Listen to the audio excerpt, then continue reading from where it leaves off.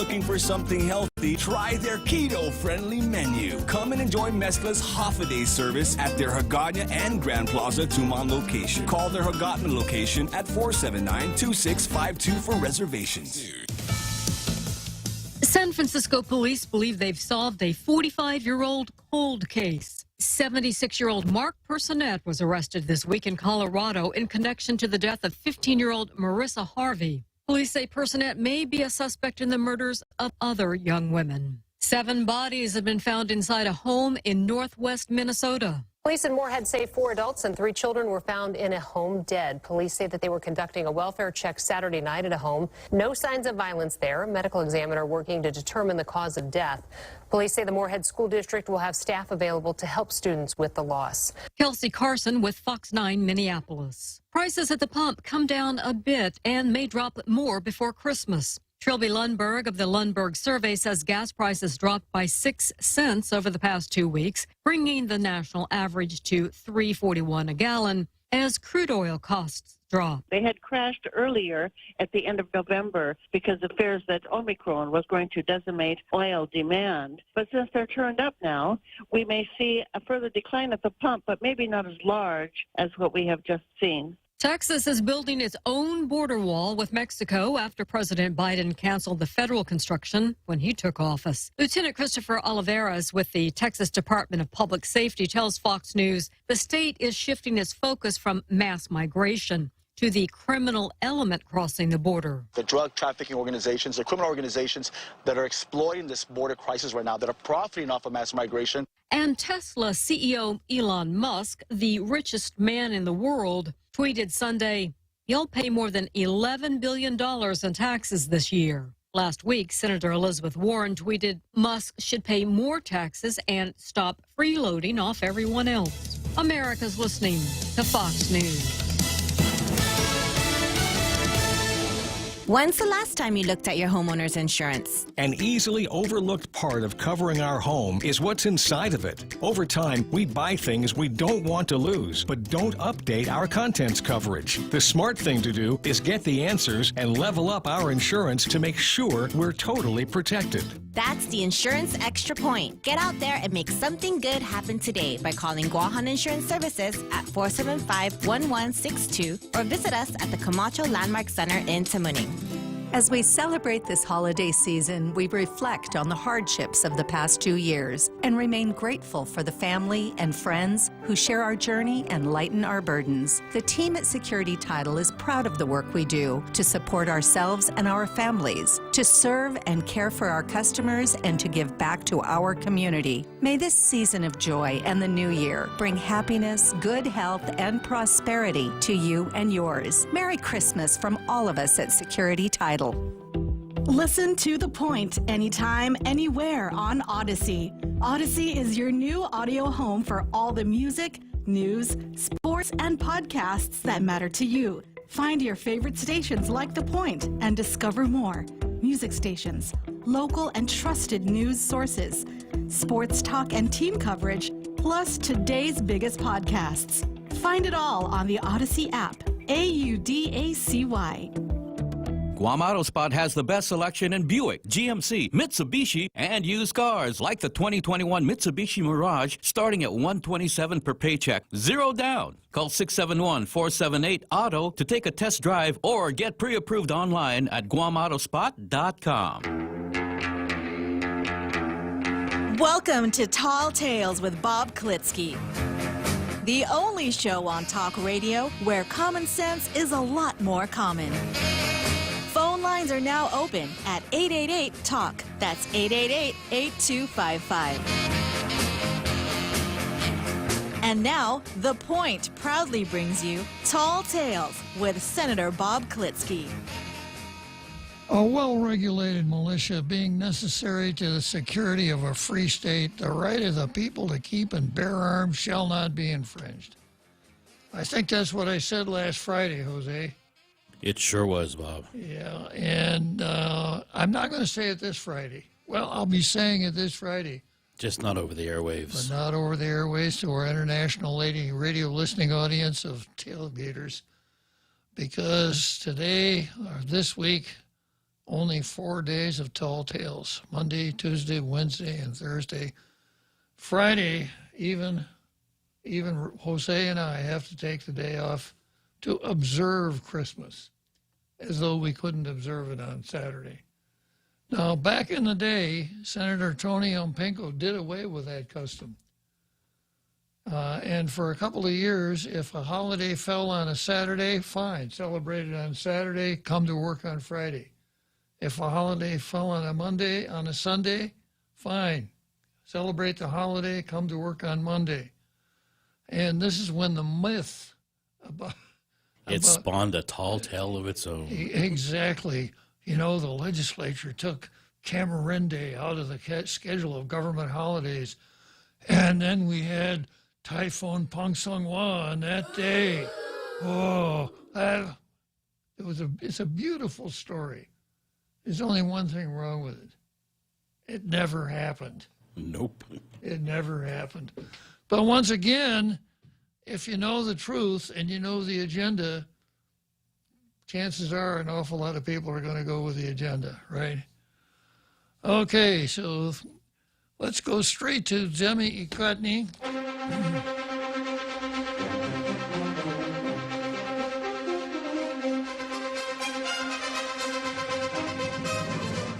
And the Daily News. Our view, Guam needs to do its part to make agreement with Taoyuan work. Well, that'd be great if I knew who Taoyuan was. Are they mispronouncing Taiwan? Probably misspelling Taiwan, yeah. As we continue to face challenges of a delayed return to any degree of normalcy, normality in tourism, the government of Guam took a progressive direction last week by signing a sister city agreement with Taoyuan, Taiwan. It is related. Yeah. During a summit organized by the Taipei Economic and Cultural Office in Guam. Now, the Taipei Economic and Cultural Office in Guam is the equivalent of the consulate of the Republic of China. Now, that bears a little bit of explanation. We know that at one time, the Republic of China, under the leadership of Chiang Kai-shek and Madam Chiang, governed much of China, not all of it, but much of it. And they fought a revolution against the people led by Mao Zedong, the communists of China, who won and established that Chinese polity as the People's Republic of China. The folks from the Republic of China fled to the island of Taiwan, at that time known also as Formosa, and established themselves on Taiwan. Well, for several years after that, the United States recognized the Formosa, as you were the Taiwan government, the Republic of China government, as the government of China. And they had one of the 5 seats on the Security Council, even though the People's Republic was literally like 300 times bigger. And then finally, during the Nixon administration, we faced up to the reality that the real government of China was the People's Republic, the commies, guys like Mao Zedong, Zhou Enlai, people of that ilk. But we didn't throw Taiwan under the bus. We practiced a foreign policy of controlled ambiguity. We recognized the People's Republic as the rightful government of China, but we did not recognize the People's Republic as the rightful government of the island of Taiwan under the Republic of China. Wink, wink, nod, nod. Exactly. And we continue to sell huge amounts of armament to the Republic of China. We have very good relationship with the Republic of China. But the Republic of China goes along with the game also. They don't hold themselves out as an independent country, because the official position of the People's Republic is that Taiwan is just a renegade province, still part of China, just that there are some bad people there, maybe analogous to the Confederacy during the Civil War. You know, we held it. It was still part of the United States, just some really bad people in charge. So in order for Taiwan to function, it can't hold itself out as an independent country, because the thinking is that the day they did that, the Red Chinese troops would be landing on the beaches of Taiwan. So Taiwan plays this game where they don't call themselves an independent country, and where they don't have consulates in various countries that they have and really diplomatic relations with. Rather than that, they establish things like the Taipei Economic and Cultural Office in Guam, which for all practical purposes is the consulate. So if you wanted to get a visa for Taiwan, if you needed one for some reason or another, you would go to the Taipei Economic and Cultural Office in Guam, and they would issue you a visa for the Republic of China. So now you know why they call it the Taipei Economic and Cultural Office in Guam. Now, because it's not a consulate of the Republic of China, they can enter into these agreements with sub-elements of other countries, like the territory of Guam. During a summit organized by the Taipei Economic and Cultural Office in Guam, Taoyuan Mayor Wen Sang-cheng and Governor Lulan Guerrero signed the agreement that would help promote the people-to-people exchange and government-to-government will make Guam one of city's priority destinations.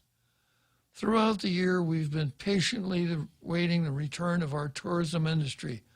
However, Wuhan variants Delta and Omicron and our extremely stubborn governor have further delayed an increase in visitor arrivals. Though the tourism industry has been able to slowly return with serving the military and local community, the need for recurring visitors is a priority. We understand the restrictions our visitors' core countries have to implement for their safety, but we mustn't stop planning for Guam's return to economic stability. The Sister City Agreement is another step closer to that return, and it will provide a good excuse for senators to take junkets to Taipei.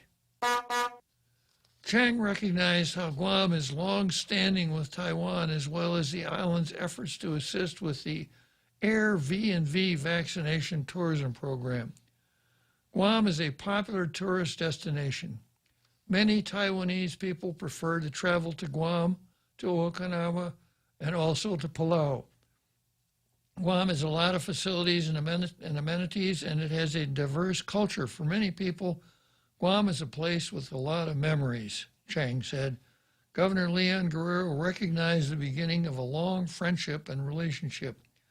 We're excited for the possibilities between Taiwan and Guam. Not only would their partnership recoup financial losses during the pandemic, but also assist in securing other means of surviving until other tourists and their countries feel comfortable with reopening. We have to assist with the agreement just made, she said. That means we have to protect our incoming guests by getting vaccinated. That took a turn. Yeah, and getting the booster to help decrease the risk.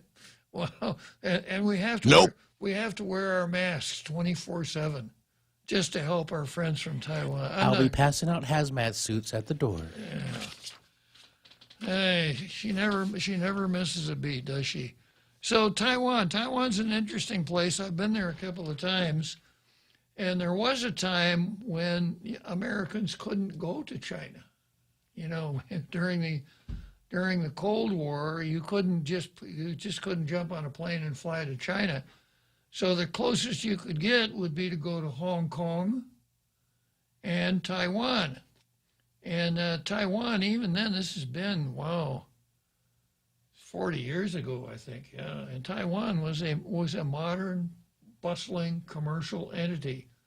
There's no telling what it has evolved into now. It's probably a real economic paradise. So it's good that we try to ease the journey of people from Taiwan into Guam, even if it means we have to get... No, I'm not going to go that far. All right. Next, we turn to the Post. And the Post has an added bonus today that I'll read. Next, Guam's spirit of giving helps bring cheer to hundreds of foster children on Guam and kids in shelters. Their needs are year-round. I'll just skip down to the fourth paragraph. There's 1 week left before Christmas, and there may be more ways for us to help. This year, it's heartwarming to see countless volunteers and donors open their hearts, time and purses to give. Many on Guam are givers, but there are also many who would use some gifts that their families or guardians might never be able to afford. The need for donations and the response from the community to give are especially true for the more than 500 minor children in our community who are in foster care this Christmas. Do you think I could give them a couple of the ugly neckties that I'll for sure get for Christmas? I didn't know we had a mining town here. Yeah, okay, well, this is a nice... Aren't all children miners? I think you had to dig for that one, didn't you, Jose? Yeah, yeah. Well, I guess they are, or could they be something else? I'm not going to go any farther with this. I want to get to the one I really like here. All right, this is Lee Weber's column for today, and he's not on my Christmas card. Well, he is on my Christmas card list, but I'm not going to buy him a present. He's not on my present list. It's my card list, right? Here's what he says. A part-time legislature would save money and attract better candidates. Music to my ears. As Victor Hugo wrote, there's nothing more unstoppable than an idea whose time has come. With this coming year's election cycle, this is the right time for the passage of legislation that would establish a working 21-member part-time legislature.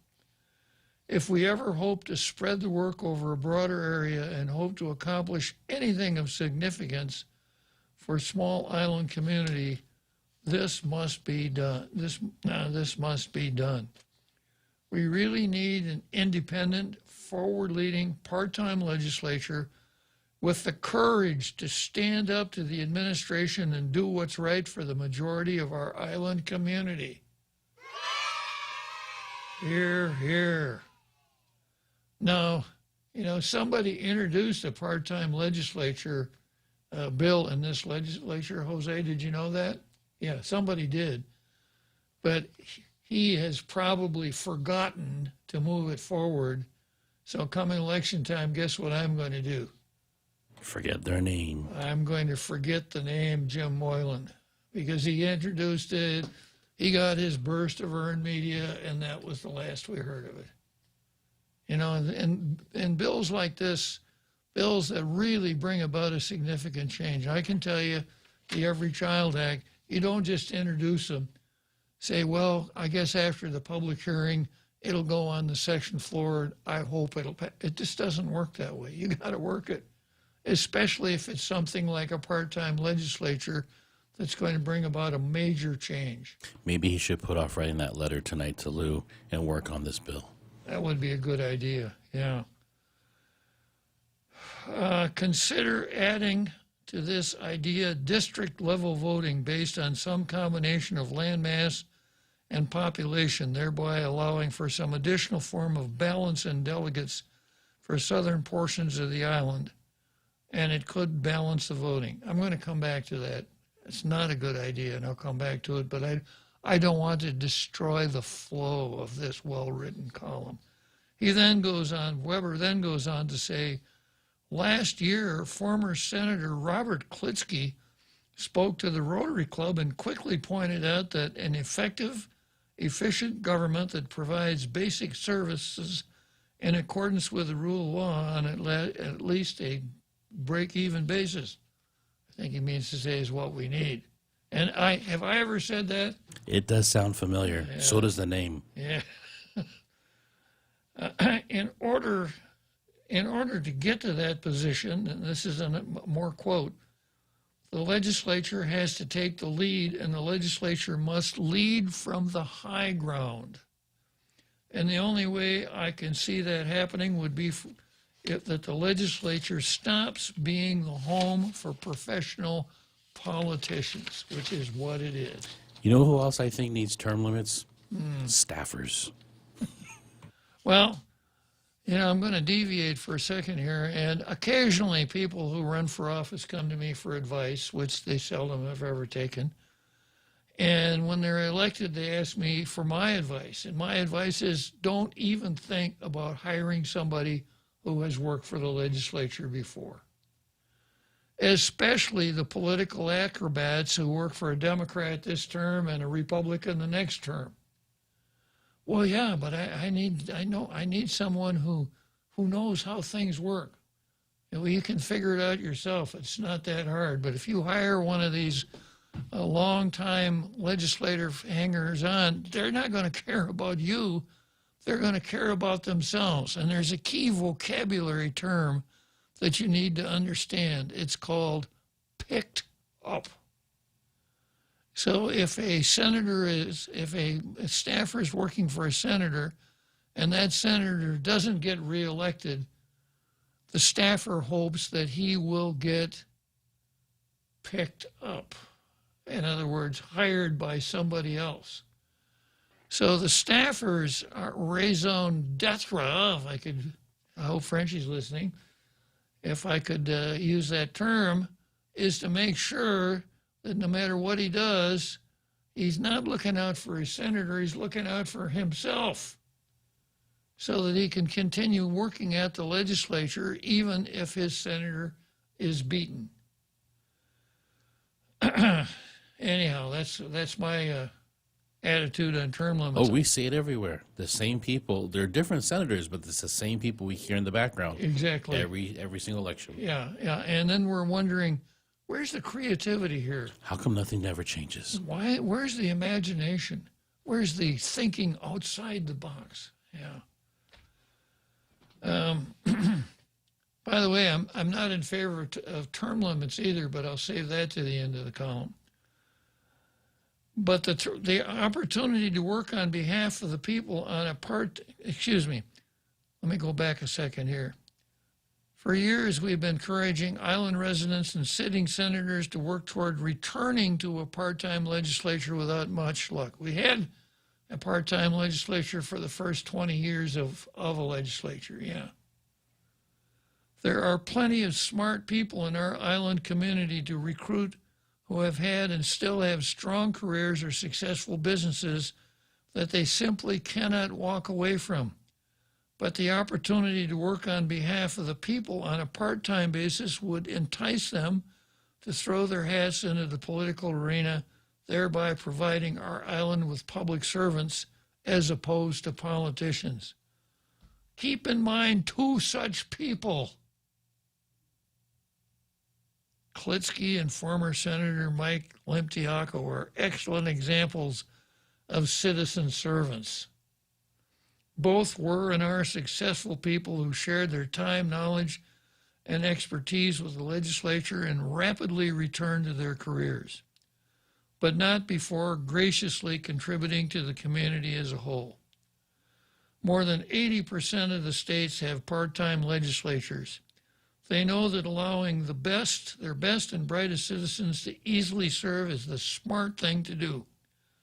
Not only that, there are huge financial savings to be made as well, since you would only need 45 to 60-day sessions per year, and sitting senators could be paid a $100 stipend per session, utilizing one central staff for all their efforts. And that's exactly what Moylan's bill provides. I know because Moylan pretty much copied the bill that I introduced in the 28th, which was a pretty comprehensive piece of work, if I do say so myself.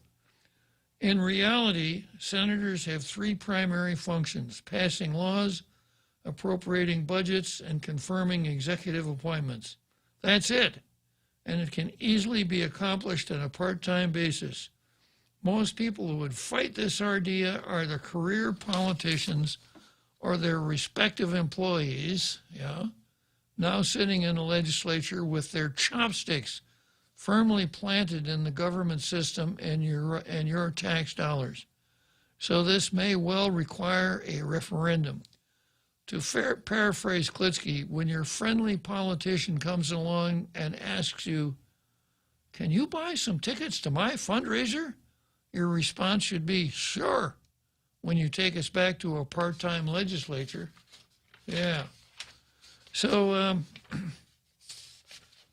when people do tell me they want to run for legislature, I say, well, the first thing you need to do is sit down with a piece of paper and a pencil, and you need to write a page of well-chosen words as to why you want to run for the legislature. And don't fool yourself by putting BS on that paper like, "I want to serve the people," or I want to give back to the community. Make it real. Now, I had some real reasons that I wanted to run for the legislature, one of which was fiscal integrity. If I could have your permission, Jose, to be a little self-laudatory. Permission granted. As though I ever needed anyone's permission. You did not. Yeah.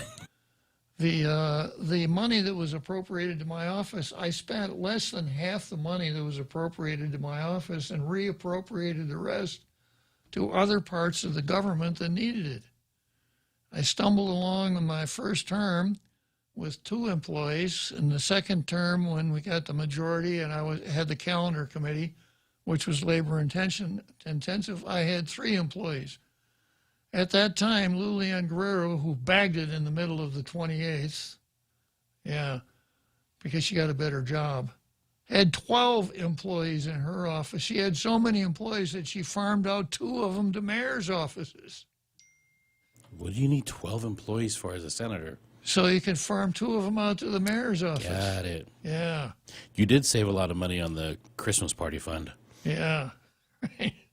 So, there was legislation I wanted to do. I wanted to do the Every Child, the Adequate Education Act. And you got that done. And I got it done. And I wanted to do the Patriate the Organic legislation. I got it introduced. I wasn't able to accomplish it. I got extremely stiff resistance from the separatist movement. The last thing they would want to see would be for us to treat the Organic Act as though it were our Constitution that we could amend without having to go back to Washington for local. No, that was the last thing the separatists wanted to see. This is a tangent, but if we can talk about it later, I'm confused on why there's such a affront to having a constitution. Because it looks like we're closer to being self-governing. And so it's like Lenin was heard to say during the end of Tsarist Russia, the worse things get, the better. The worse the government of Guam is, the better for the separatists. All the more reason you want to get away. Disorganization is what they're looking for. Yeah. And I got some other things through that I wanted to get through. The same old stuff: transparency, frugality, and priorities.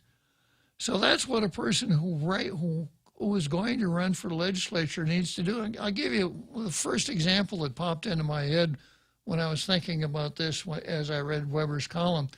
Michael Reedy, may he rest in peace, ran for the legislature. He was a one-termer. But his principle was, I am never going to vote for any of these BS rezoning bills that come before the legislature. We have a territorial land use commission that functions pretty well. That if you want to rezone and certain other things dealing with land, you petition the territorial land use commission. They've got a staff. They go about things in a pretty business-like fashion. I haven't had the opportunity to criticize them for anything. on tall tales. Again, I'm going to interject here. That whole passing a law to rezone just one area just sounds very corrupt, like legal corruption. Absolutely. So instead of doing that, people would much rather go to a senator. The senator introduces a bill. What would take maybe 3 or 4 months at the Land Use Commission can take 3 or 4 weeks in front of the legislature. And the Land Use Commission's not a rubber stamp. They turn things down. So Reedy's approach was, I'm never going to vote in favor of any one of those bills. And good on him.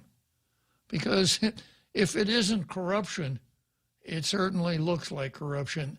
And it certainly is the breeding place for corruption, isn't it? Yeah. So there's a lot that could be done for people that really wanted to do something, except, well, I'll come back to this right after the break. I've got another Joe who wants to chime in about the legislation. Wow, nice smile. So perfect and all. Thanks. I owe it all to Dr. Robert Yang and his smile team. They do wonders for a healthy, happy mouth. Got teeth? Don't wait until they hurt. Schedule your routine checkup and cleaning with Dr. Yang and his smile team. Suite 119 in the East West Business Center, Upper Tumon. Call 647-8702 or 3. The best thing that happened to teeth since toothpaste. Dr. Yang and his smile team. They make smiles happen.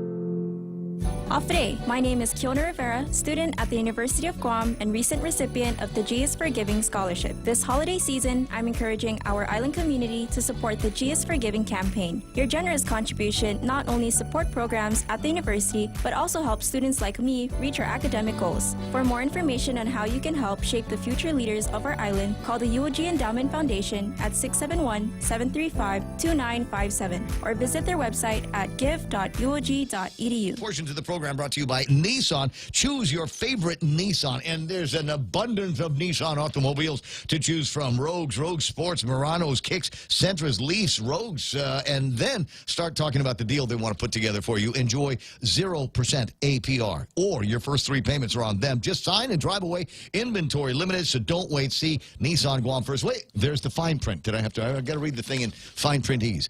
On approved credit, 3 payments calculated, 5% APR, 60 months term, and based on the actual selling price of the vehicle only, not including down payment or any aftermarket products or accessories. See Nissan Guam for full details.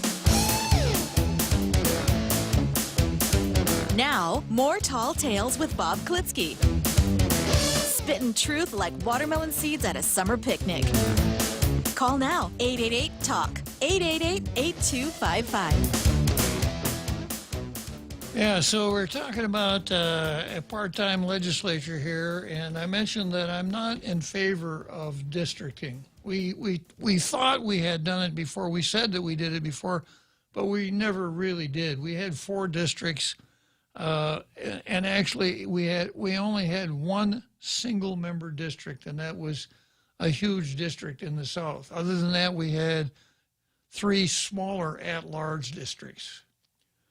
And the problems that I see with having districting here, even if we went from 15 back to 21, some of the districts like the South, in order to comply with Baker versus Carr, the one-man, one-vote rule, the geographical area of that district is going to be huge.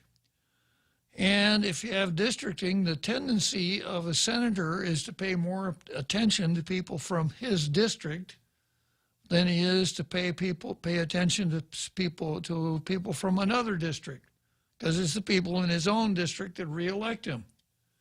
So rather than increasing the franchise, it would decrease the franchise, say, for the South. Because as it is, somebody from the South would be able to approach any senator who would ignore that constituent on peril of not being reelected, because everybody votes for everybody. So I see this as a possible shortfall. When we went to districting before, it was good for the moving business, the guys that run the moving companies, because some senators had to relocate. There's an awful lot of senators lived in Tamuning. A lot of them had to move out of Tamuning in order to keep running for the legislature.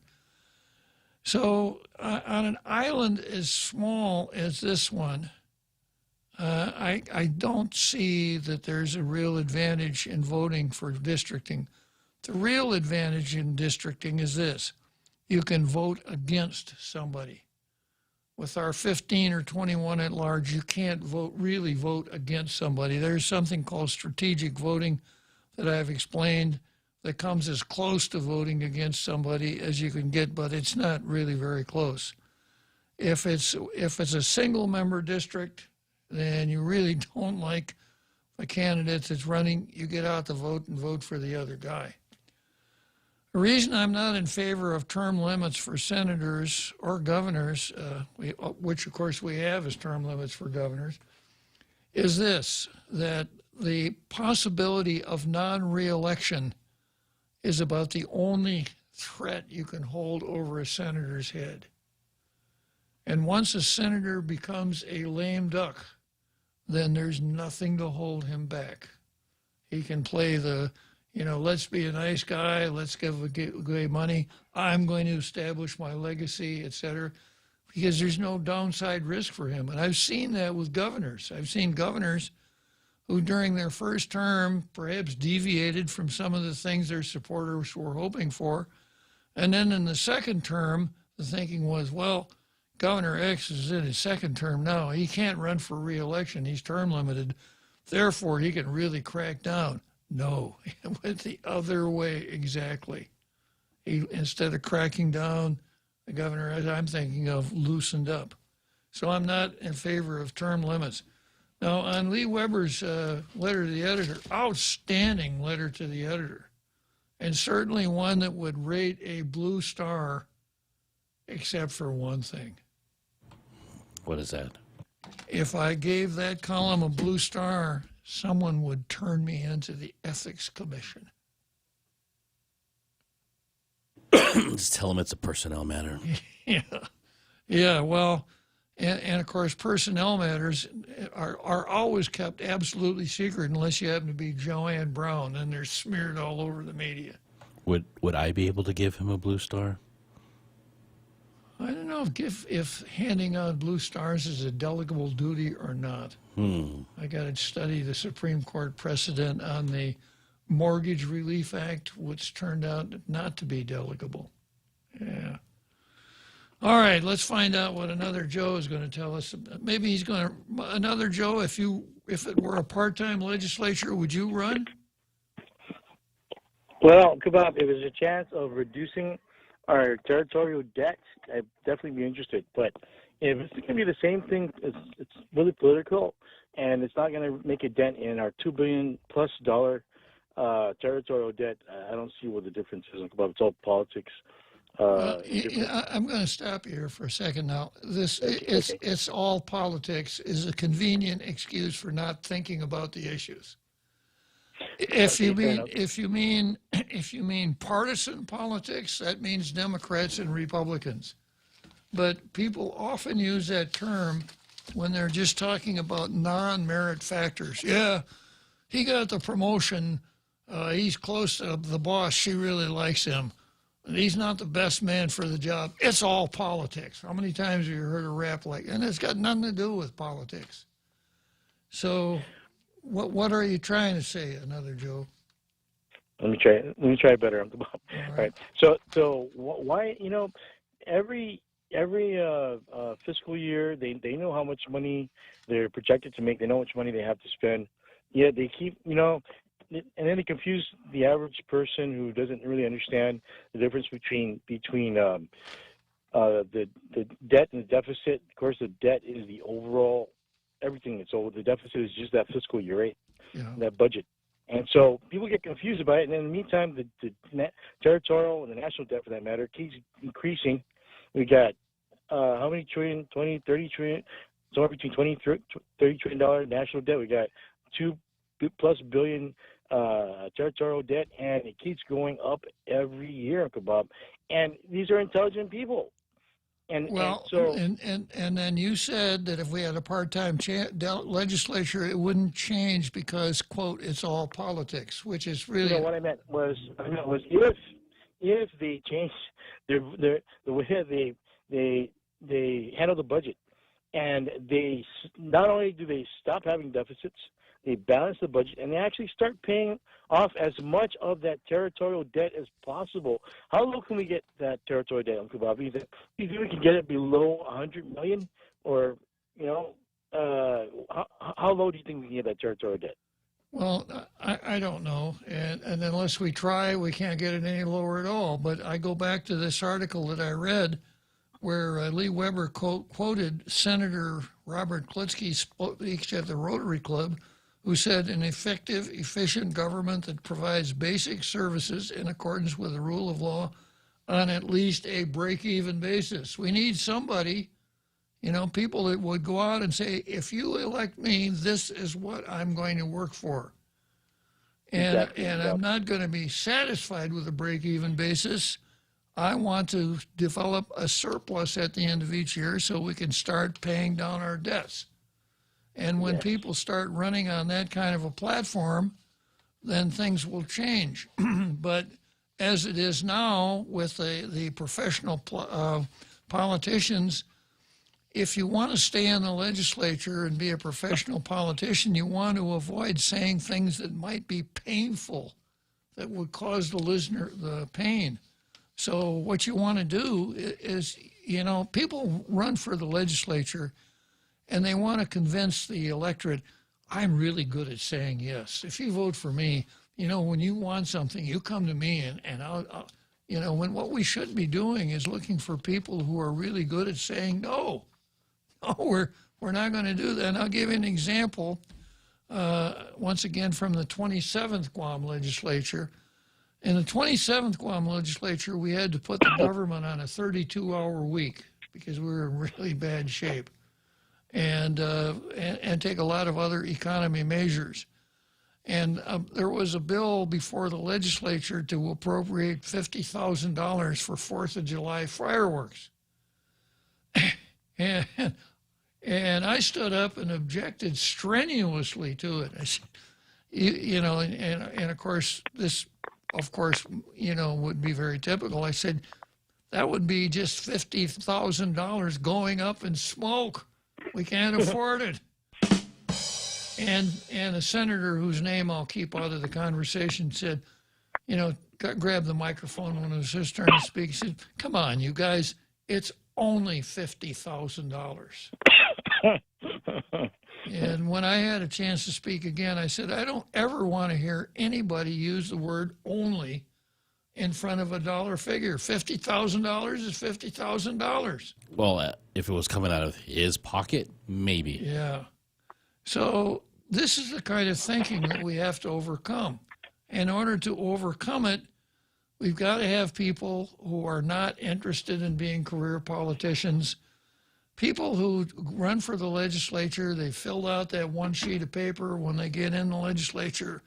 If it turns out that what they want to do doesn't get them reelected, box next. They're going to go back to their job or their business or whatever.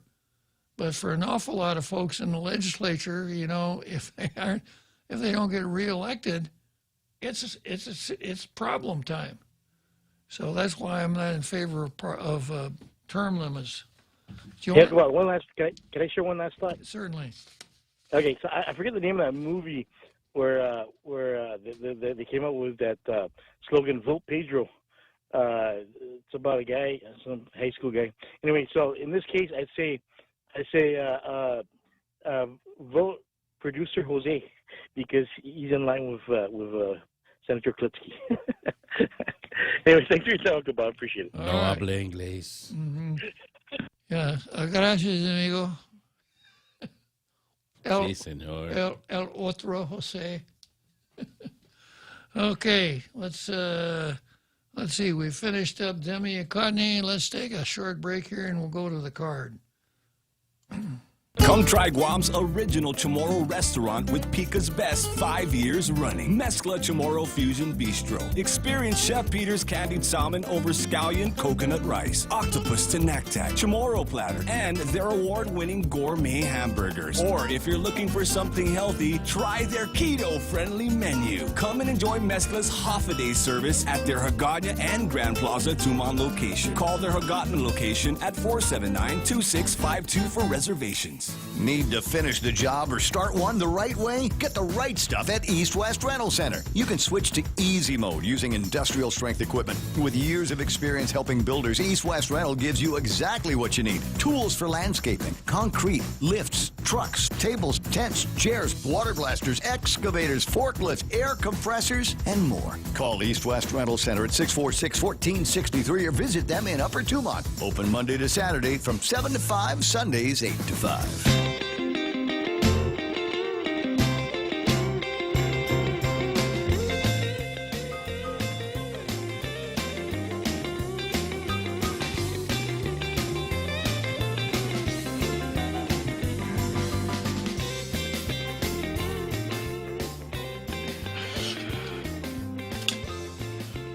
Okay, so we got a card here for today, and this is what I've got on the card. I've got Paul Zerzan versus systemic racism. I've got orange versus red.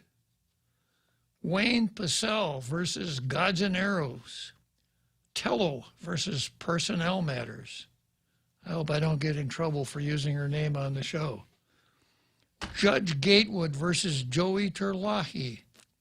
Tall Tales versus Separatists. California versus marijuana. All right, so let's start out with Paul Zerzan versus systemic racism. You'll recall that Paul Zerzan started a little bit of a kerfuffle a couple weeks ago when he wrote a letter to the Daily News saying, "You guys call it red rice, but it ain't red, it's orange." Now, I want to give everybody out there a test. I wore my Monday shirt. Every Monday, I wear a red shirt on Tall Tales. What color's my shirt, Jose? I know definitely it is red. How do you know that?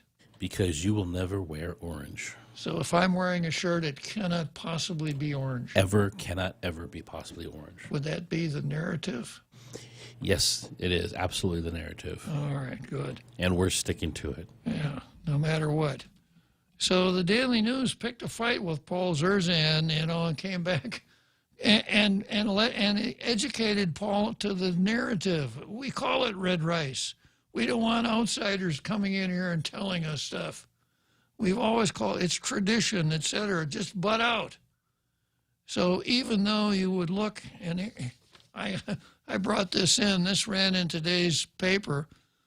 Here's some red rice from KFC. No, it's not an ad for KFC.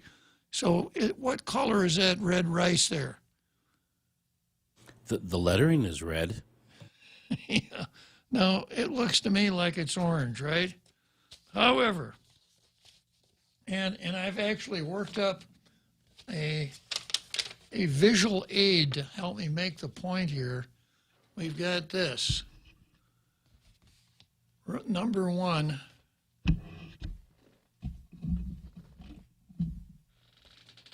Oh, this is hard. You might have to back up. Yeah, let me back up here a little bit. Yeah.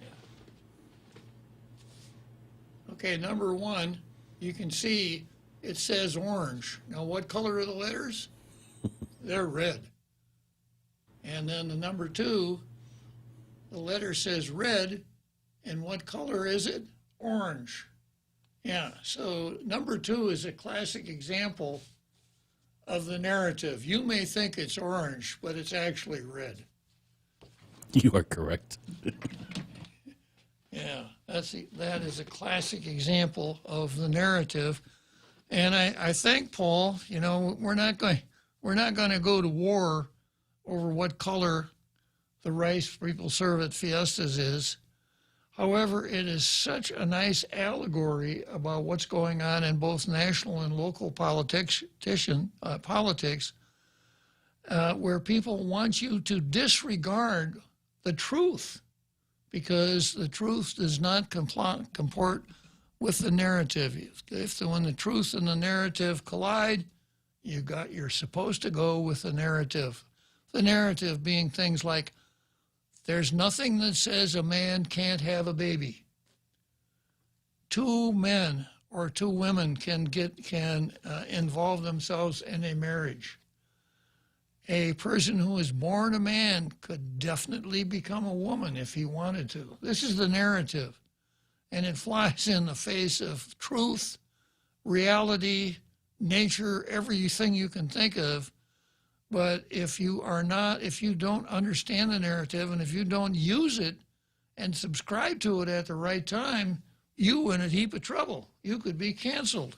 And that's why I keep coming back to this orange versus red. Next item on the card is orange versus red.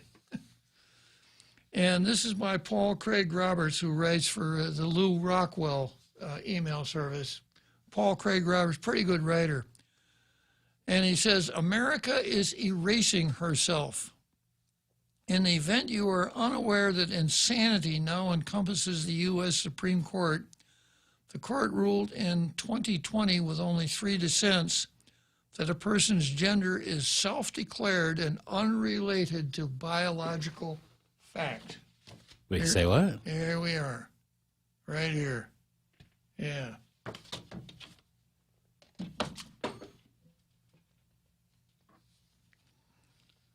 The consequences of the Supreme Court's elevation of fiction over fact are now showing themselves. A female middle school child declared herself to be a male, but the school prevented her from using the boys' locker room. A naked girl showering with naked males was not the school's idea of family values. However, a local court in Blue Springs, Missouri, ruled that as the girl said she was a boy, she had to be believed. If I say my shirt is red, who are you to doubt me, Jose? I know what color my own shirt is. The school had singled her out on the basis of her female genitalia and ruled that she was female and not eligible for the boys' locker room. This decision, based on biological fact, the jury decided was discrimination and awarded the girl $4 million. This is a good example of what I mean when I say that in the U.S., facts no longer matter. A country in which the counterfactual claims take precedence over fact is a country soon to be bereft of scientific and technological capability. Facts no longer matter across the spectrum from history to law, from language to mathematics. In America, law is whatever a prosecutor decides. For example, a federal prosecutor has decided that it's espionage for a non-citizen outside the country to publish leaked documents, as journalists have been doing for decades. The law being applied to Julian Assange does not exist on the U.S. law books. But it doesn't matter, as law is whatever a prosecutor says, just as a person's gender is whatever a person declared. The English language has the largest vocabulary and is the most expressive. But according to the woke imbeciles, this makes it oppressive. The woke program is to shrink the language until all oppressive elements, such as gender pronouns, are eliminated. Once we no longer can know if it is a he or she, a mother or father, a grandmother or grandfather, aunt or uncle, we will no longer be oppressed. The new history is also free of factual bias. Wars are about whatever issue an organized interest group finds serves its interest. Critical race theory is a theory that specifies the facts, not a theory based on facts. Mathematics is racist. The 2 + 2 = 4 is a white racist construct. This reduces mathematics to systemic racism. And I read an article on, the right answer is a racist way of teaching mathematics, showing your work as racist. Disrespect for facts is the hallmark of tyranny. Educational systems are institutions that enculturate people into society and pass on its values. It is how a society and a culture survive as a country lives and develops in time. Today, enculturation has been replaced with alienating youth from the society and culture that is their birthright. Instead, they are taught that their culture is evil and has a long history of crimes against humanity. Indeed, the New York Times 1619 Project teaches that the United States was founded on racism. The so-called Civil War is explained as the North's attempts to cleanse itself of its own racist sins by projecting them upon the South. When a country's universities are against the country, sooner or later the people will also be also. Universities that train leaders and educators who take training to children. It is entirely possible to completely revolutionize and destroy a society through its educational system. That is what's happening in the U.S. and UK. The two societies are erasing themselves. There is very little left. All right, let's break for the big halftime show.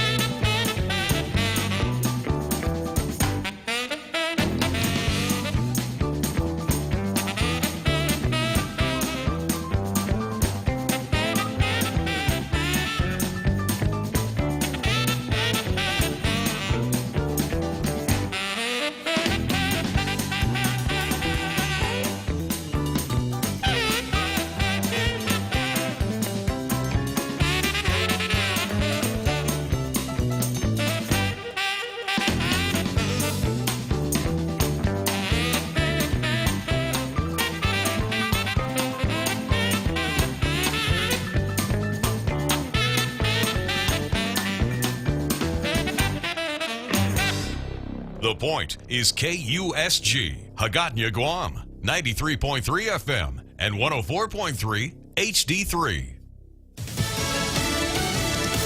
Omicron's racing across the country. I'm Carmen Roberts, Fox News. We're in for a world of trouble, I'm afraid, in the next month or two. Dr. Francis Collins, outgoing director of NIH, tells Fox News Omicron is tough to cope with because it is so contagious. More than Delta, more than Alpha, Beta, all of the other previous variants pale by comparison in terms of the rate at which this one is spreading.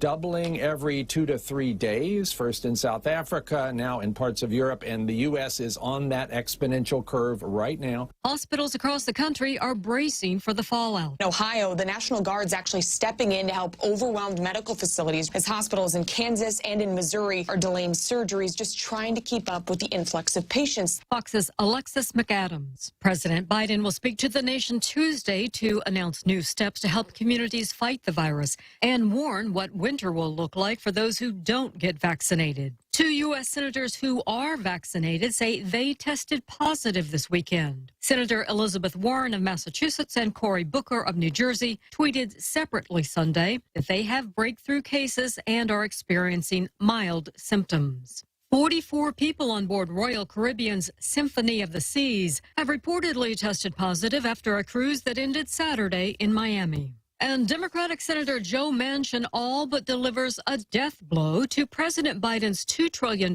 Build Back Better plan. Manchin telling Fox News Sunday he's a no vote because it's too expensive. Inflation is real. It's not going away anytime soon. We don't know when the end will come. There's a lot of people hurting right now. No further action likely until next year because Congress has recessed for the holidays. America's listening to Fox News.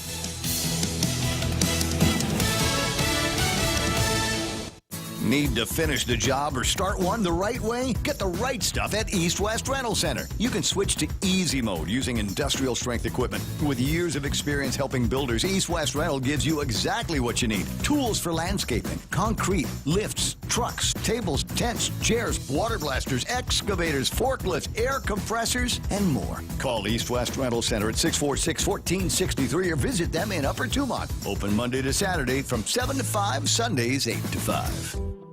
Listen to The Point anytime, anywhere on Odyssey. Odyssey is your new audio home for all the music, news, sports, and podcasts that matter to you. Find your favorite stations like The Point and discover more.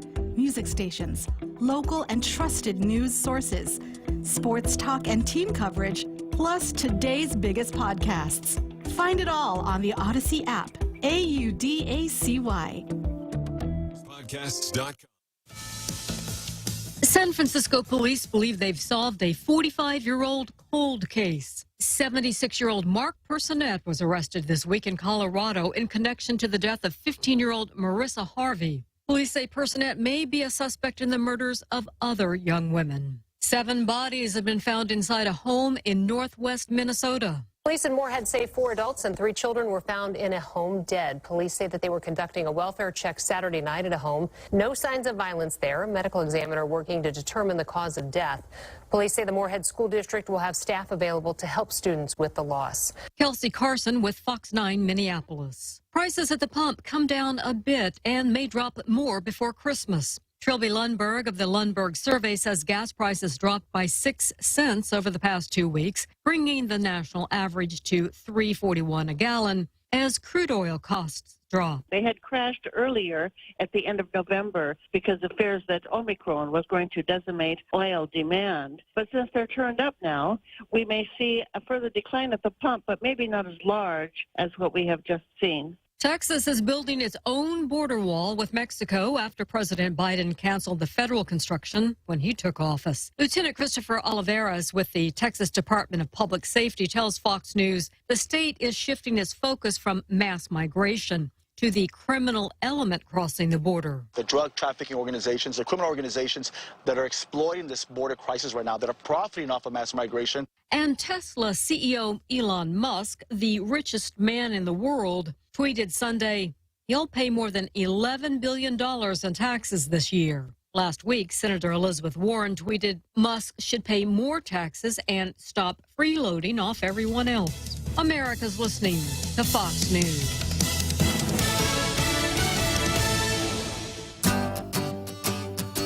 Santa's coming and things are looking up. Bank Pacific has rolled out Rudolph's favorite My Christmas loan with an annual percentage interest rate as low as 3.99% and up to $50,000.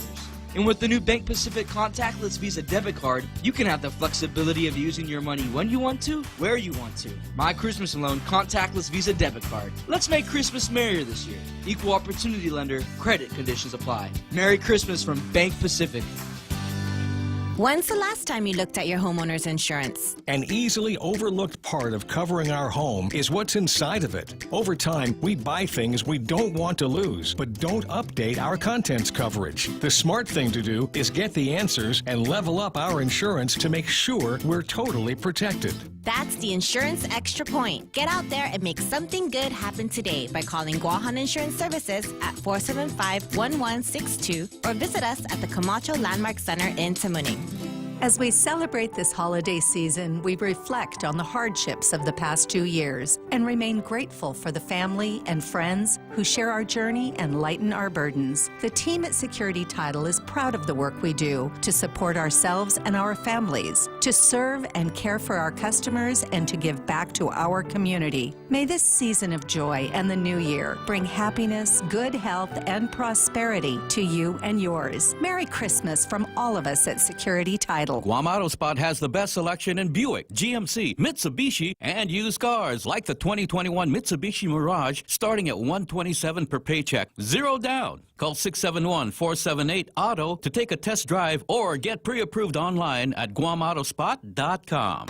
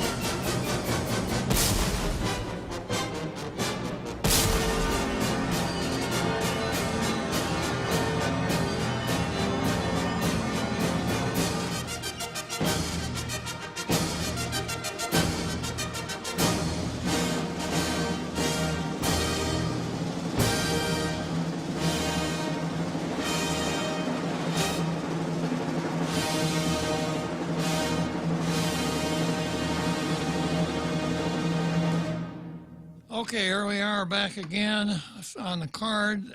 I'm continuing on with an item on the card called orange versus red.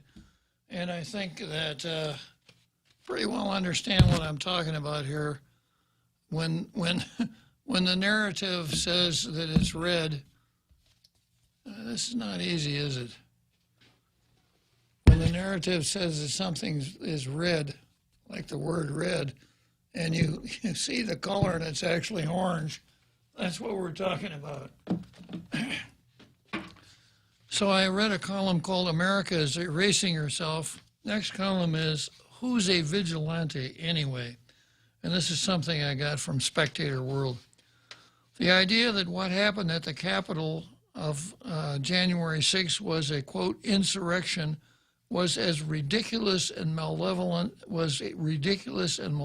exaggeration. The passage of time has exposed it the politically motivated lie and sent the rats scurrying for alternative explanations. Right on cue, we find a hobby horse leftist taking to the pages of Washington Post to warn us against calling the protest at the Capitol an insurrection. The memo to scribes and Pharisees has gone out. It's no longer an insurrection. We're changing the name now. It's been rebaptized a sinister act or vigilanteism. I suppose I should be thankful, sort of, because this faithful lapdog of the narrative begins by agreeing, sort of, with my contention that the protest at the Capitol was not an insurrection, but merely a protest that got out of hand. But of course, the agreement was only rhetorical, not to say disingenuous. It was a little smoke bomb deployed to make room for a distinction made by Gary Wills that deeply impressed the Bezos bobblehead. American distrust of government comes in different forms. At one end of the spectrum are insurrectionists, this is from Gary Wills, who take arms against the government because it's too repressive. At the opposite end are vigilantes who take arms to do the government's work because authorities are not repressive enough. They become vigilant, Wills writes, in times when they believe the government is too slow, indifferent, or lax. Translation: we do not, circa 2021, have enough government in our lives. We need the state to be bigger, more intrusive, more censorious. We need more police bursting into Arby's and handcuffing patrons for not being vaccinated. We need more social media censorship against people who dissent from the narrative, especially if they are now or ever been supporters of Donald Trump. Man, that's a double whammy. Being a supporter of Donald Trump and not going along with the narrative. Ooh. Do you think that it was right that Kyle Rittenhouse was acquitted? Then you are part of the problem. Inquiring minds might wonder where this chap was in the summer of 2020 when gangs of Black Lives Matter roamed city-states throughout the country, smashing property, setting the Minneapolis police station ablaze in their, quote, mostly peaceful protests. Those gangs murdered or maimed scores of people and caused an estimated $2 billion damage. Were they not vigilantes protesting the death of a career criminal who's now a saint? George Floyd? Where was the left-wing media then? But the Capitol is a sacrosanct citadel of our democracy, as Nancy Pelosi kept babbling. It's one thing to torch a police station or a federal building, quite another to intrude upon the hallowed halls of the Capitol. But then where was our scribe and his brethren when the mob, which included Senator Karen, also known as Senator Pocahontas, stormed the Capitol to protest the nomination of Brett Kavanaugh to the Supreme Court and intimidate some wavering senators? Remember how they did that? Where are those defenders of the narrative? Where were those defenders of the narrative then? They were off defending the narrative, of course. They are partisans of the self-engorging administrative state that has promulgated an all-encompassing agenda of dependency upon the American people. It's not just the welfare state, though it is that. It is also the welfare state of mind, whose motto was admirably summed up by a 20th century European statement: all within the state, nothing outside the state, nothing against the state. Now, who do you suppose that 20th century European statesman was? He and I had something in common. You both hate orange shirts. We both have I have a mustache. 20? Oh. His is just a little tooth. Oh, no kidding. Yeah. Ah. In Democracy in America, Alexis de Tocqueville warned against the advent of democratic despotism, which would extinguish liberty not by tyrannizing over men, but by infantilizing them. Democratic despotism. It would do this by expanding government prerogatives and subjecting more and more areas of life to the dictates of a well-meaning but power-hungry bureaucracy. Gelded servants of bureaucracy. Not too many people on this small island know what a gelding is if you don't live in horse country. What's a gelding, Jose? I'm looking it up. Okay. Mm-hmm. Well, it's happening actually very specifically too. Uh-huh. Yeah. So, you want me to tell them, what the radio audience, what gelding is? well, let me read this sentence. Gelded servants of the bureaucracy, like this writer for the Washington Post, thinks Tocqueville had written a how-to manual in his Anatomy of Democratic Despotism. So what is a gelded servant, Jose? Yeah. Exactly. Yeah. Someone whose manhood has been taken away. Gelding is a horse that no one would ever say is nuts. Okay. But then they think the same thing about Orwell's 1984. They think Orwell's 1984 is a how-to-do-it book. All right, so that's orange versus red. That was a good piece that was written. Very good, yeah. And then, once again, thanks to Paul Zerzan, who gave us the allegory here that we can continue to spot as we examine American society and culture, and to some extent, our society and culture right here on Guam. Next, I have Wayne Pacell versus Gods and Arrows. And there's a story in the Post. Animal rights group calls on cockfighting organizers to unwind their illegal plan.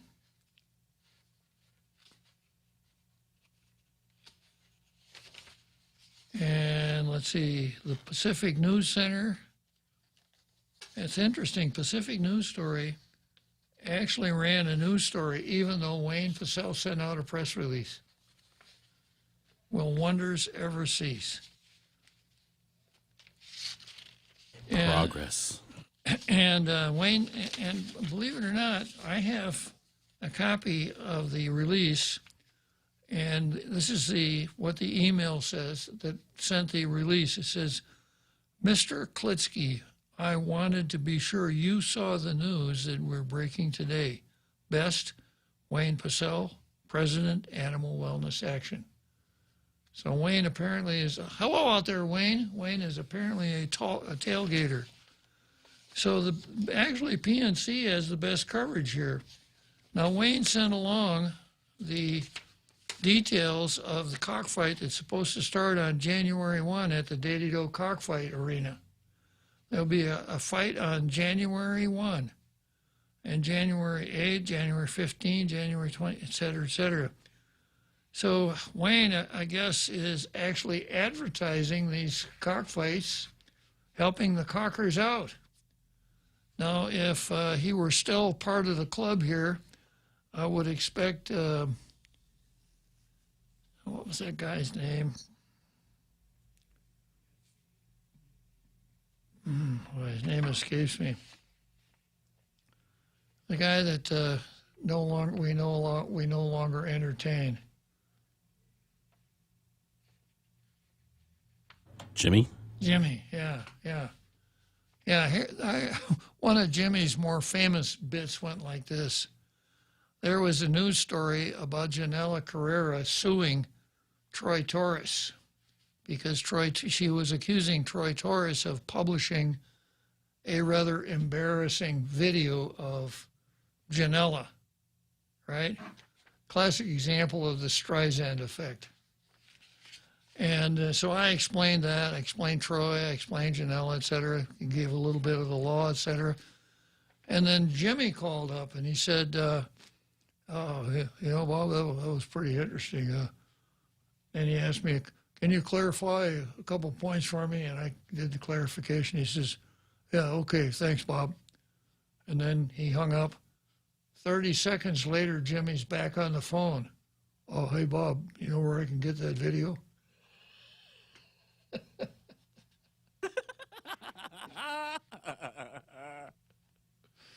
Yeah, so it's kind of like that with his schedule here, you know. Yeah, people will listen, et cetera, and then, wow, I wonder where I can get that schedule. Yeah, so Wayne lays it out, and the Post, the PNC says,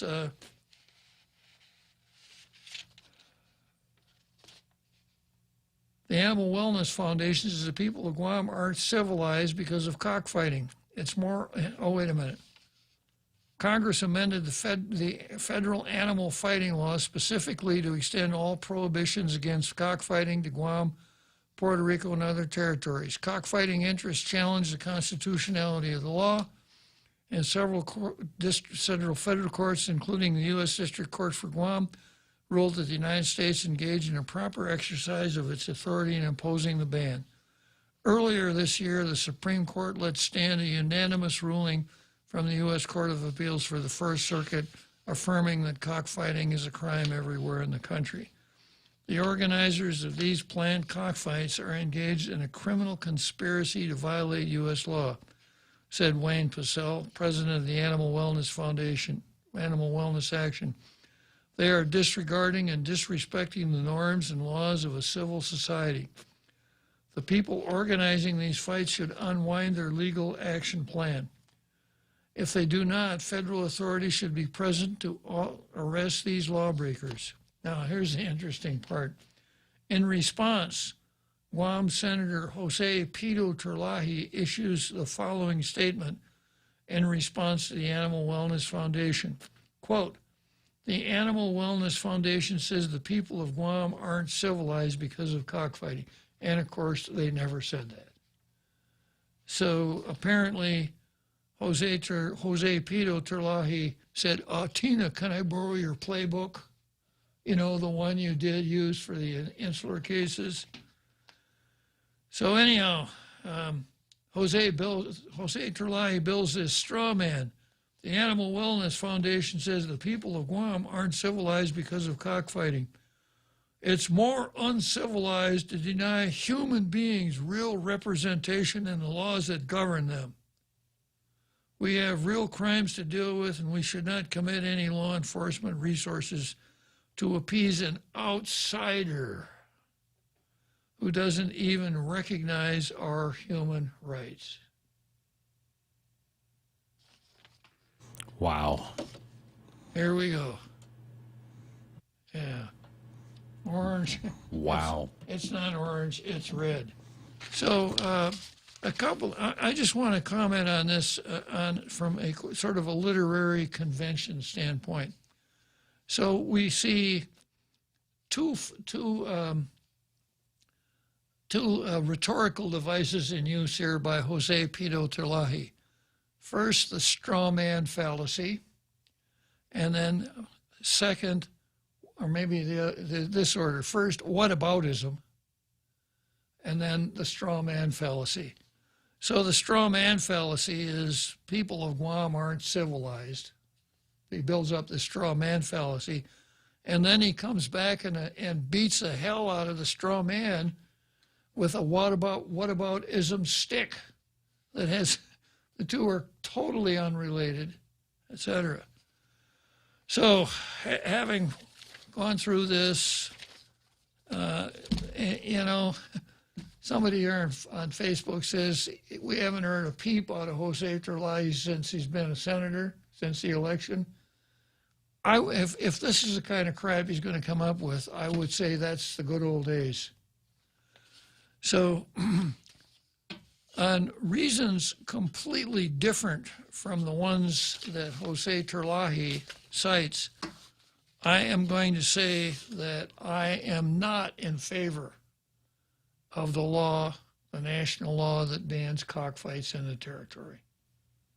Not in favor of it. And let me explain. I don't think cockfighting is a way that a community should amuse itself.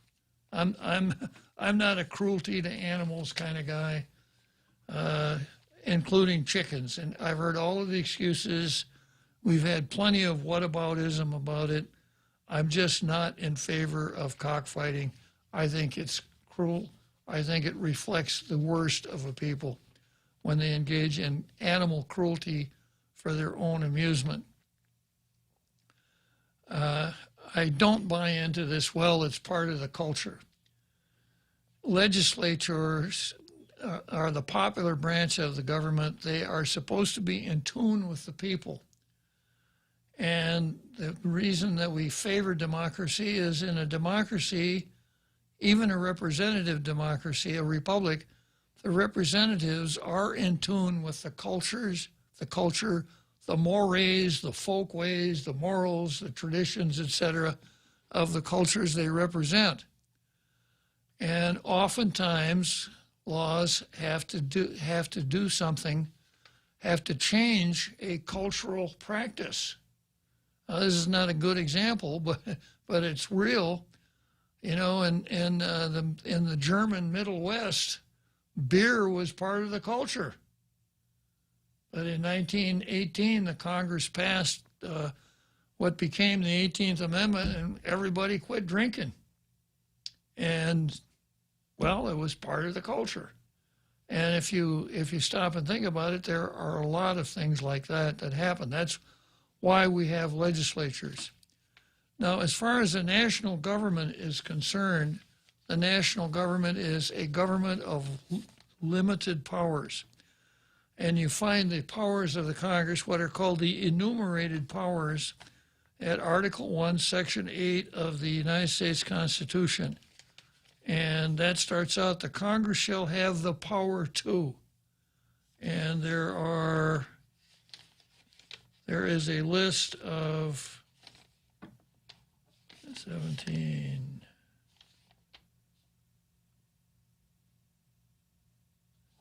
A list of 16 powers that the Congress has. And if you can't pigeonhole what Congress wants to do in one of those 16 powers, Congress can't do it. Now, the Commerce Clause has been stretched out to the point where it's almost meaningless by a case called Wickard versus Filburn, which I've explained before. So a lot of stuff slides by under the Commerce Clause.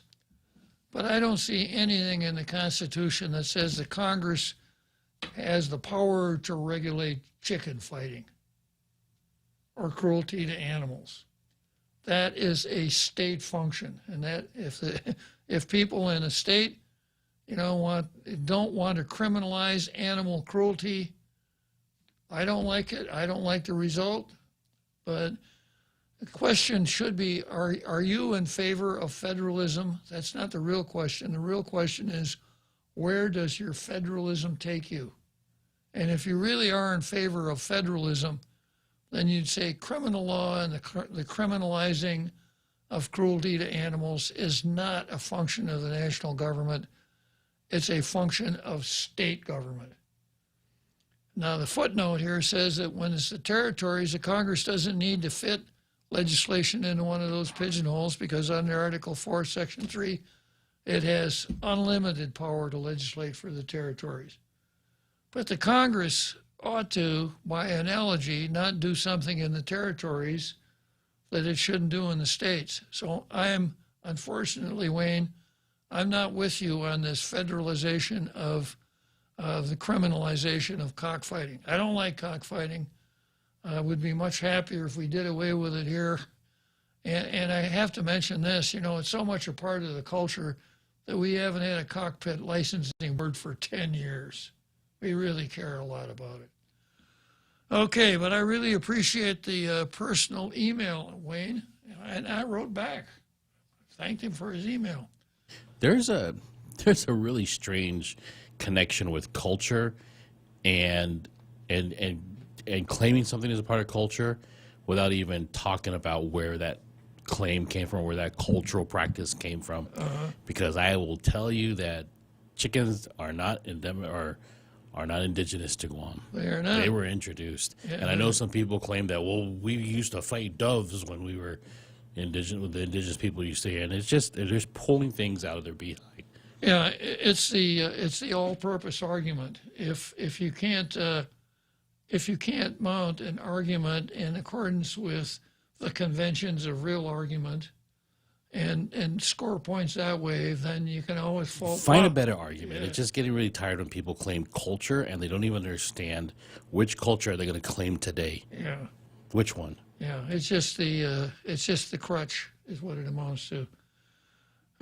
Okay, my co-host here wants to talk about changes in culture through the law.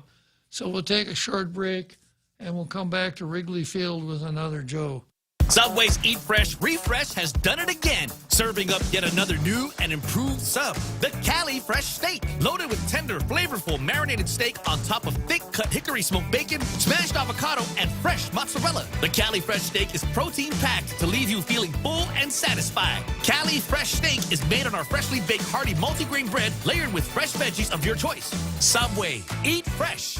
The holidays are here and you know what that means. Time to gather with family and friends, dress up our homes, and explore Christmas season in paradise. Why not share these moments for a chance to win $100 in cash? Log on to visitguam.com/Instagram today to participate in the Guam Visitors Bureau #Instagram photo and video contest. A winner will be chosen every week, so share your best holiday moments now and win. Brought to you by GVB, making Guam a better place to live, work, and visit.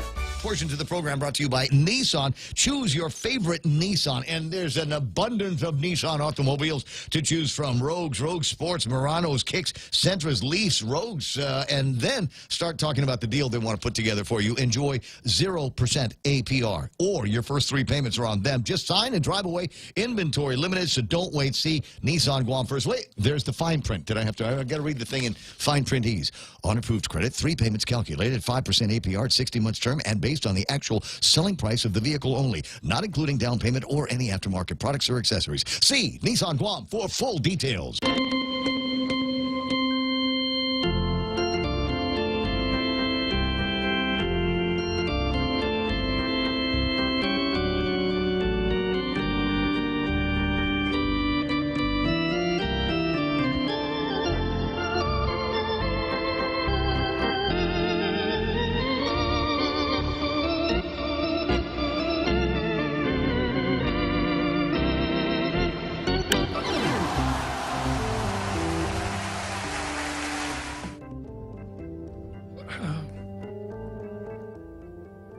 Okay, another Joe. You want to talk about changes in culture through law? Go ahead. Hey, so you're right. I agree with you regarding stopping the drinking alcohol. But before the early to mid 1800s, water was not safe to drink, so alcohol was safer. Beer was safer. That's pretty much why it became a culture. But once water became safe enough to drink, and you know, then there was no need for that. But regarding culture worship, if I'm not mistaken, Uncle Bob, that's why they crucified our Lord and Savior, the Creator Jesus Christ, because the Sanhedrin was constantly, up in arms and critical of the guy that was representing the Roman Empire. I'm forgetting names already, and the local Jewish. You need to pilot your way back into your memory there. It's Jewish culture, right? He's committing a blasphemy or sacrilege, claiming he's our God. It's culture worship, and so they're going after him because he was claiming to be something that they could not accept, and so therefore he must be punished according to their culture, the laws that they created. I'm just saying. I don't know if you in any way can see the similarity, or do you think it's way off, out in left field? It sounds to me kind of like we're back to the fact and the legend and the agenda again, or the narrative. But interesting, Jose. I mean, okay. Another Joe. Well, Uncle Bob, I don't want to take too much of your time. I'll just keep listening, and hopefully some intelligent people like Frenchie and the drive-through Jack and the most dangerous guy call it. Thanks for your time, Uncle Bob. Are you withdrawing your application to be co-host of the show? Oh, no, Uncle Bob, if you want me, definitely interested, like right now. I mean, you want me to stay on? You want me to stay on and take up, stop down air time? I've made a decision, but I can't mention it on the air, and you know why, I think. It's possibly. It's a personnel matter. Good talking to you, Another Joe. Okay. Okay, next item on the card is Tello versus personnel matters. Senators, official weigh the balance of publicizing negative personnel records. This is a story in the Post. Top officials at the university and GCC raised some concerns over a bill intended to expand staffing and pay reporting in the government of Guam. Their concerns were mainly related to reporting requirements for short-term employees and the highlighting of certain personal information. Although they generally supported regularly reporting of staffing information. While annual budget laws have required government agencies to publish regular staffing patterns, Bill 221-36 states that it's at times challenging to obtain information on vacant positions, funding sources, and salary adjustments for government employees. The bill was introduced by Senator Tello Taitagui, who was joined by 4 other co-sponsors who apparently consented to having their names put on the bill.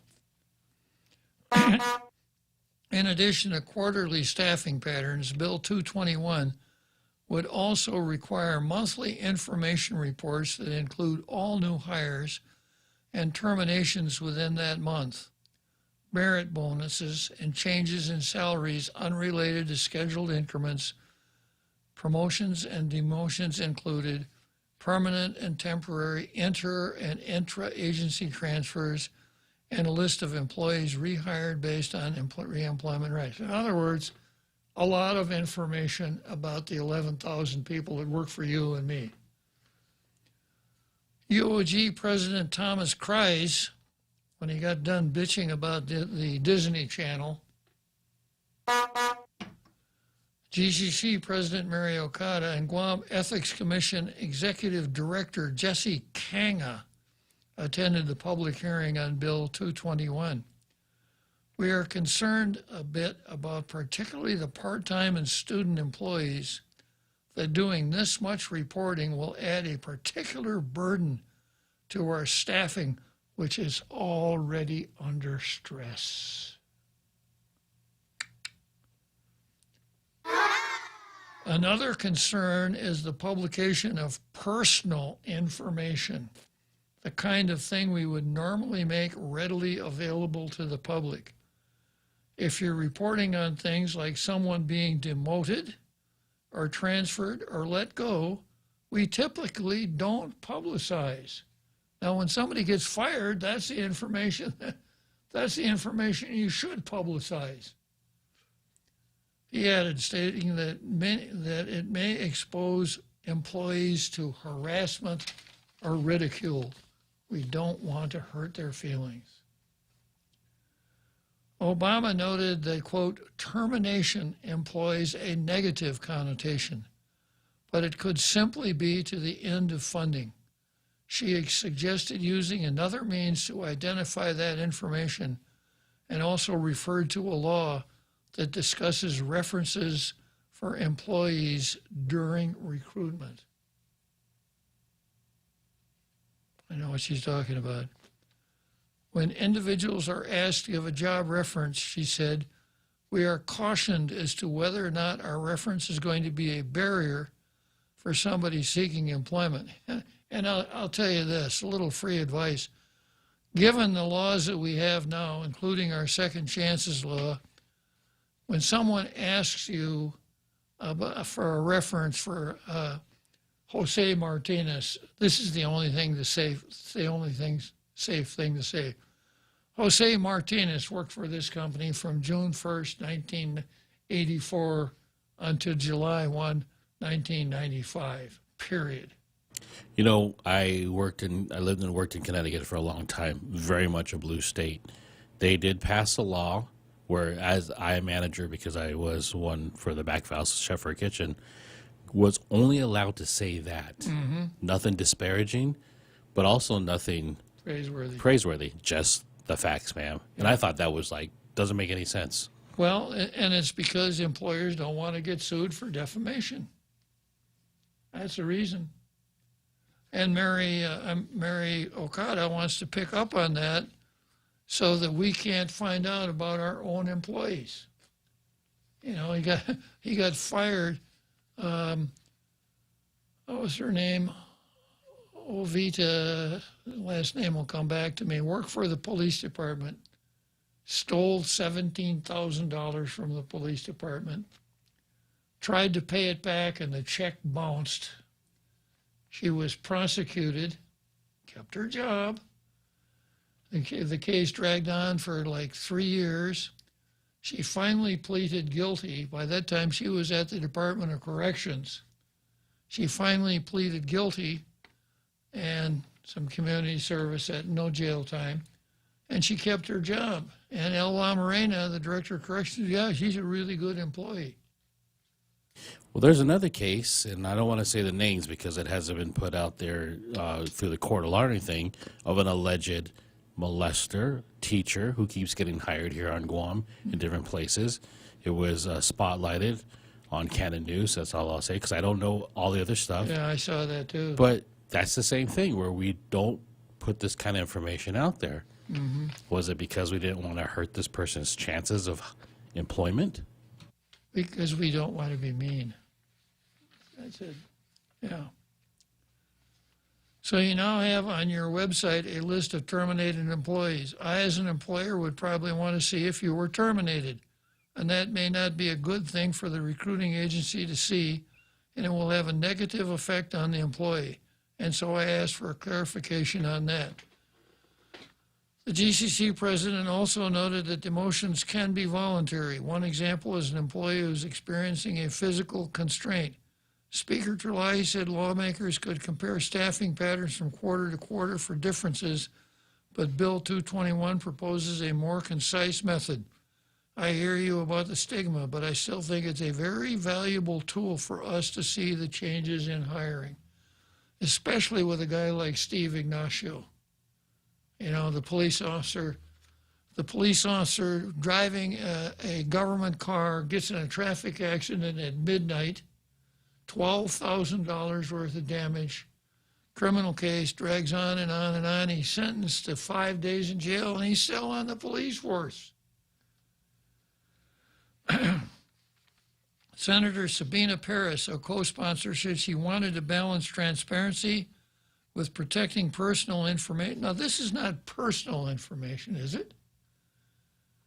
Personal information, and asked what avenues can be used to meet that end. Senators Brown, Ada, and Blas Jr. were other co-sponsors. Cry said he will be looking into providing some other language, while Okada noted that separated might be a better term. although that would include more than just terminated employees. She also requested special consideration to maintain confidentiality for students working part-time at the institutions. Kanga brought up the topic of enforcement during the hearing. Why is he testifying? He had nothing else to do today. Well, that's true, because they're not doing a darn thing over there, the Ethics Commission. Is there any entity that is led with responsibility for ensuring that this is the answered to and properly posted as a mandate should this bill become law? He did. Tadigwe said the current budget law imposes a civil penalty on head officials in some agencies for not providing timely information, and the Ethics Commission's concerns can be adopted with similar penalties. In a statement after the hearing, Tadigwe also stated the Guam Visitors Bureau Vice President Gerald Paris submitted testimony on December 16, questioning the necessity of Bill 221, as the agency already reports the information outlined in the bill to the legislature and the Bureau of Budget and Management Research. Tadigwe noted that BBMR requested a fiscal note waiver for Bill 221, calling it administrative in nature, but not mentioning that GVB and other agencies already provided information to be mandated by the measure. I find it difficult to believe that an agency which it says already provides the information is now concerned that it will be required to do the same thing by statute. It makes me wonder why there's resistance to providing the public with this additional information on a monthly basis. I believe Bill 221 is a practical way of earning and maintaining public's trust at Adelup. The legislature and agency has prioritized the use of taxpayer funds. And I have the copy of the bill here, and here's the kind of the key part at Section 3 of the bill, which adds a new 6105 to 4 GCA. Notwithstanding any other provision of law, all agencies, autonomous, et cetera, and other public instrumentalities shall post the following information for each month of the fiscal year. 1, all new hires and terminations of employees that occurred in the month, including classified, unclassified, limited term, and federally funded positions and the dates of their personnel actions. If we can't pass that, if that is too sensitive, then we should kind of close up the legislature, because there's really no need in collecting any of this information. And this is for government of Guam employees only, right? Of course. Wow. Yeah. Okay, let's see. We've already been to Wrigley, right?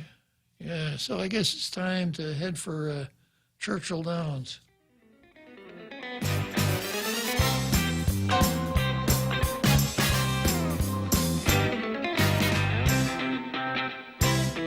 Come try Guam's original Chamorro restaurant with Pica's best 5 years running. Mezcla Chamorro Fusion Bistro. Experience Chef Peter's candied salmon over scallion coconut rice, octopus to naktak, Chamorro platter, and their award-winning gourmet hamburgers. Or if you're looking for something healthy, try their keto-friendly menu. Come and enjoy Mezcla's half-a-day service at their Hagåtña and Grand Plaza Tuman location. Call their Hagåtña location at 479-2652 for reservations. As we celebrate this holiday season, we reflect on the hardships of the past 2 years and remain grateful for the family and friends who share our journey and lighten our burdens. The team at Security Title is proud of the work we do to support ourselves and our families, to serve and care for our customers, and to give back to our community. May this season of joy and the new year bring happiness, good health, and prosperity to you and yours. Merry Christmas from all of us at Security Title.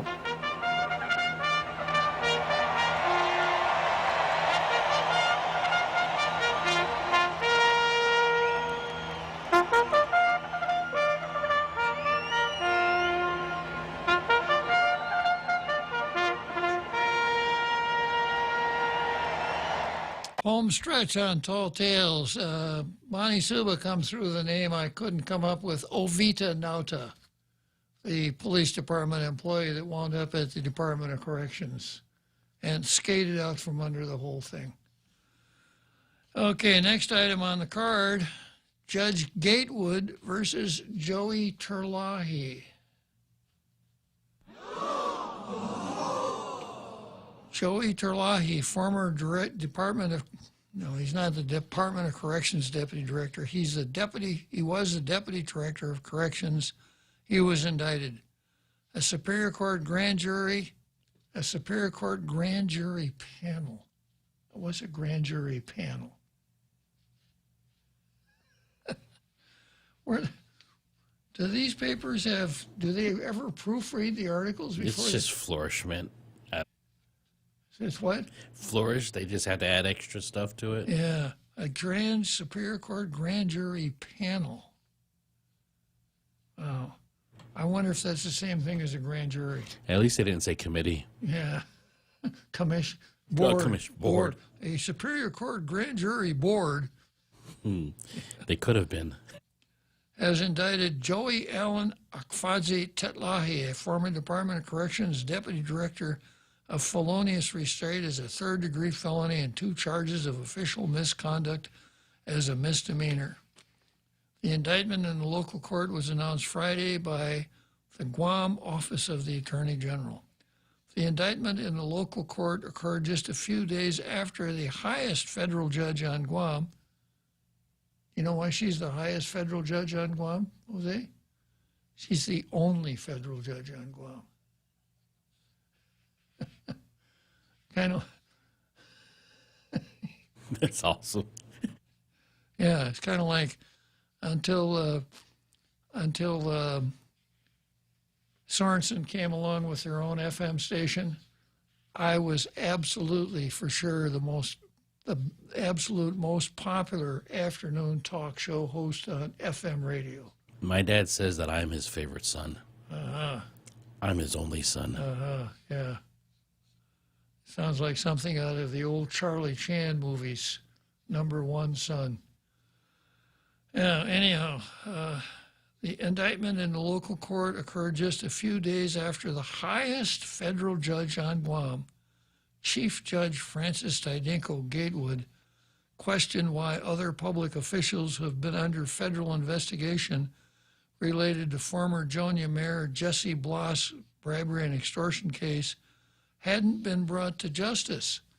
Now, we know that correlation does not always equal causation. But we also know that sometimes it takes a little public exposure to prod some people into action. So it's interesting that Judge Gatewood, when Bloss was up for sentencing, the FBI brought in all kinds of evidence about what Joey Terlahi had done, and corruption at the court, corruption at the Marshal's Division, the Probation Division, etc. And Judge Gatewood said, okay, so when this case came back to her because Bloss wanted a reduction sentence, she said, so, you prosecuted this guy and you told us about all these other people. You haven't prosecuted any of them. What happened? And, of course, this made the newspaper, and then all of a sudden, the Attorney General indicts Joey Terlahi. Just a coincidence?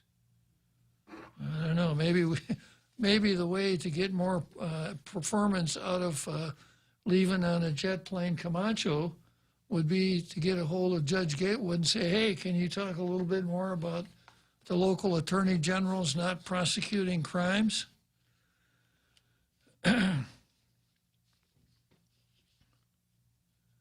Terlahi was named in federal court documents but not charged in federal court as an associate of former Jonia Mayor Jesse Bloss, who's serving a 3-year sentence in federal prison for bribery and extortion in a broader drug dealing investigation.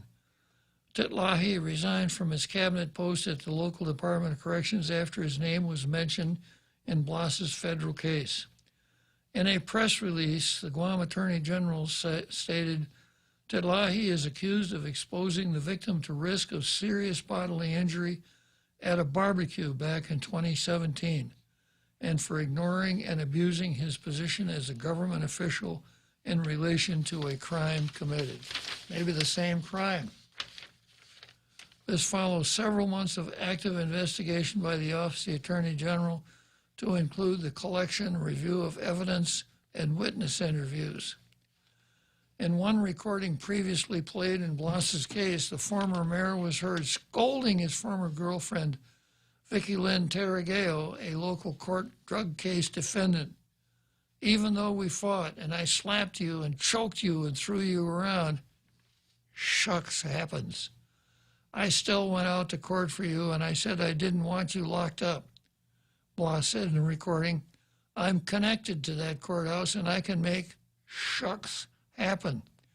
They were pushing to get that warrant out and it had nothing to do with Joey Terlahi. The FBI has testified that at least 6 people, including Terlahi, were under investigation, adding that Blas hit Tarrageo and Terlahi dragged her into a residence at a barbecue where she allegedly was held hostage for 3 days. Joey Terlahi is Senator Jose Pito Terlahi's son. The senator, who has oversight over the judiciary and public safety, was overseas for medical reasons and could not be reached for comment. But in March 2021, Senator Terlahi asked Judiciary of Guam officials at a legislative hearing whether the court was investigating his son. Was there any formal complaint or any misconduct filed by the court by Vicky Lynn Tarrageo, or did anyone that was present at a barbecue back in 27 that my son and the marshals were there, probation's officer, that my son assaulted, tied her up for 3 days and beat her up and everything? Was there any report of that incident happening? Senator Terlahi asked in the March happening. This lady, Tarrageo, and I guess you know who she is, had mentioned that she was assaulted by Joey in the presence of marshals and probation officers, and that my son tied her up for 3 days, assaulted her. And I just wanted to find out, was there any complaint filed by Vicky Lynn Tarrageo regarding that incident? Christina Baird, the administrator court, said they could not comment about any ongoing proceedings before the court. Jose Terlahi said he wanted to bring it up because when he checked with the Guam Police Department or even the court, there was no complaint made by this one individual. And the reason why there was no complaint, because I would think that it didn't happen at all, said Terlahi at the March legislative hearing. So a little skilled cross-examination there by Senator Jose Pito Terlahi after he'd done his own investigation with the court and the police department. Yeah. A little conflict of interest there. A little really bad performance on the part of a senator. There's no question about that. Okay, I'm down to the next item on the card, which is Tall Tales versus Separatists. Obviously, I'm not going to be able to get very far into it, but I promised that I would play the Hope Cristobal video today. Hope Cristobal is the author of Public Law 23-247, which is our Decolonization Commission statute. And I thought that it would be helpful for people to know what Hope Cristobal, have some personal acquaintance with her. So I'm going to ask Jose to play the tape. If we come to the end of the program, I'll just say, let's go, Brandon, now, and we'll just shove off, and I'll be back tomorrow. Go ahead, Jose. You're nothing but a white colonizer. That's who you are. Colonization. The same thing as slow murder. You're a murderer. That's who you are.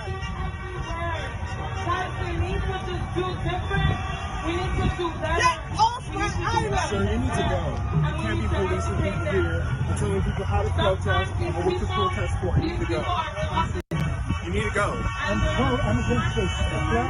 That's cool, but you cannot be policing people and telling them how to protest and what to advocate for.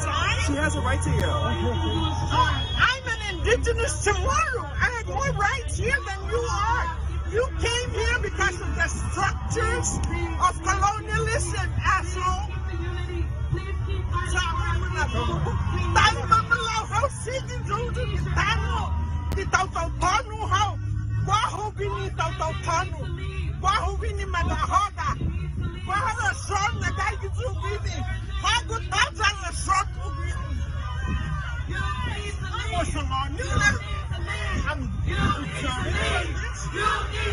You need to leave. You need to go. Leave. You need to get out of here. Please pause this. Get out of here. Please, this is not your place. When I get a chance, go. Please, please, thank you. Thank you, partner. Please, please. Oh, you think what? What happened, man? Well, he confronted me. What did he He's say? telling me I shouldn't be here. I support Black Lives Matter. It's part of the colonialistic, systemic racism. And I came here to support these people.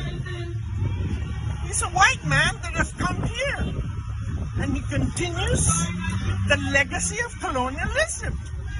He continues to fight people, individuals, my goodness. I'm a former senator. I authored the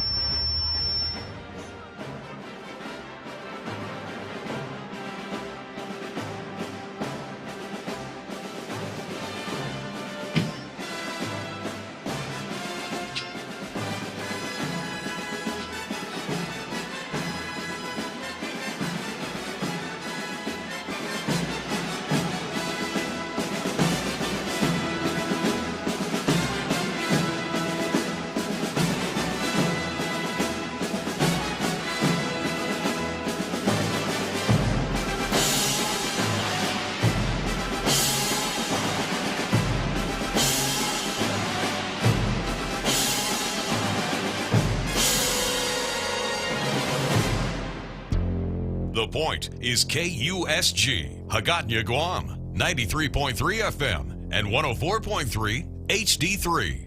HD3. Traveling during COVID. I'm Carmen Roberts, Fox News.